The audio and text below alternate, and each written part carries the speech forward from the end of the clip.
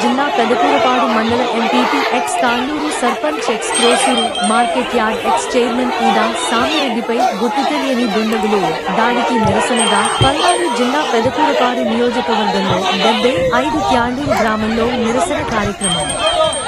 విషయం తెలుసుకుని గ్రామస్తులు చేస్తున్న నిరసన కార్యక్రమాన్ని అడ్డుకున్న పోలీసులు మా నాయకుడి మీద దాడి చేసిన వారిని పట్టుకోకుండా శాంతియుతంగా నిరసన తెలియజేస్తున్న మమ్మల్ని అడ్డుకోవడం ఏంటని ప్రశ్నించిన గ్రామస్తులు